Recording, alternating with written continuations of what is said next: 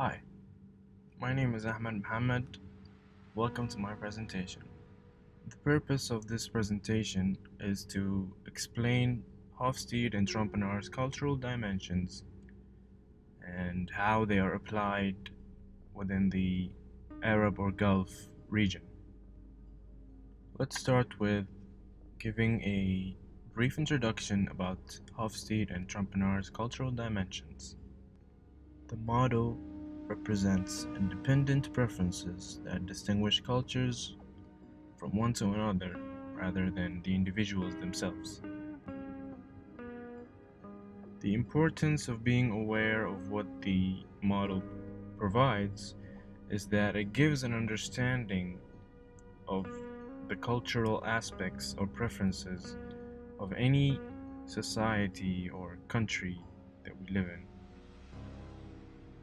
One of Hofstede's cultural dimensions is uncertainty avoidance, where it refers to a culture's level of tolerance for ambiguity and uncertainty. For example, there are cultures that consider taking a linear approach, like the example on the left, in order to complete any task without any complication. Unlike the example on the right, there are cultures that accept difficulty when completing a task and are willing to take a complex approach. There are cultures with a high level of uncertainty avoidance, which means that they cannot accept any kind of uncertainty whenever they are trying to complete a task or when they simply expect an outcome. On the other hand, there are cultures with a low level of uncertainty avoidance, which means they maintain a more accepting behavior towards any uncertainty, towards any doubtful outcomes.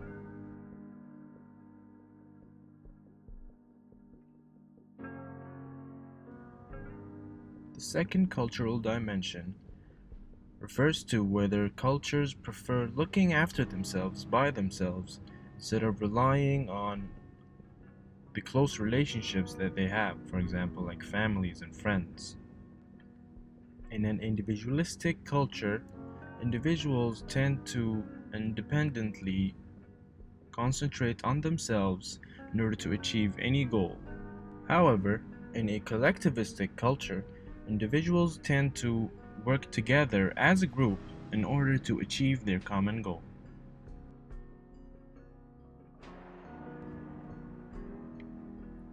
The third cultural dimension reveals the choice of the individuals themselves regarding the roles or relationships within their culture. In a universalistic culture, the individuals tend to value the rules and the laws and any obligations they have towards their society. For example, when waiting in line in a universalistic culture, they would not bother themselves to bend any rule or break or cut in, to be exact, in any line. In a particularistic culture, individuals tend to break or bend the rules by using their strong connections in order to benefit themselves. For example, when waiting in line, some individuals have the privilege of knowing a working staff, for example, so they would believe that they have the ability to cut in line and continue their process.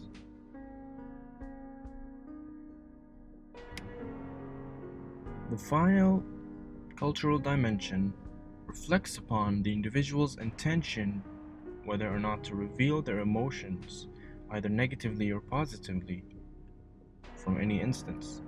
Cultures from a neutral environment have the tendency to control their emotions given any circumstance.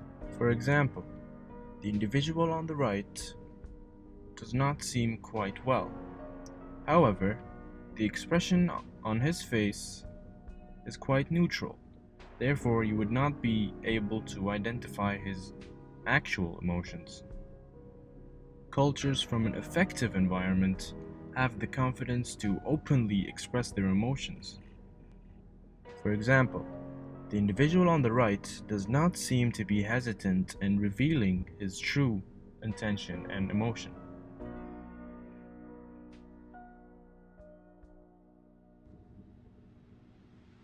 The final part of this presentation is to identify localization elements from websites within the Gulf region and relate them to the cultural dimensions.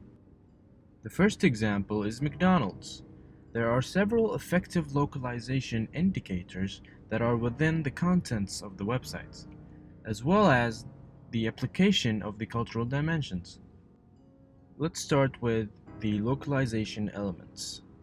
First of all, on the top right corner, there is an Arabic option to switch the website from English to Arabic. Second of all, the website's interface seems to be easy to comprehend. Therefore, the users would not feel frustration or confusion. Finally, the structure of the website is quite standard. Therefore, the user would not face any difficulty when surfing around the homepage. Moving on to the cultural dimensions. First of all, the website shows a neutral environment for the user, whereas it does not show any kind of emotion or pictures of faces that would reveal emotion. Another example would be the inclusion of the words our and your and you, which goes under the category of universalism. Finally, uncertainty tolerance. The website's simplicity and choice of effective communication does not imply for the user that there are doubts in any element of the website. The second example is Coca-Cola, which also includes effective localization indicators and the use of cultural dimensions. Let's start with the localization elements, where the website emphasizes on the Gulf and Arab audience by including pictures and photographs of groups of individuals that seem to be from the Arab region. Also, the reveal of the Arabic language within the website's content can indicate that the intended audience are Arab. Finally, the basic and standard navigation of the website gives the users the freedom and the ease of completing any call to action available in the website. When it comes to the application of the cultural dimensions, it concentrates on effective environment where it shows plenty of faces that have happy and laughing emotions. The content of the website does not seem to be a particularistic approach, whereas the individuals within the content are from a variety of gender and race and age and also religion. Therefore, it indicates universalism. Finally, collectivism.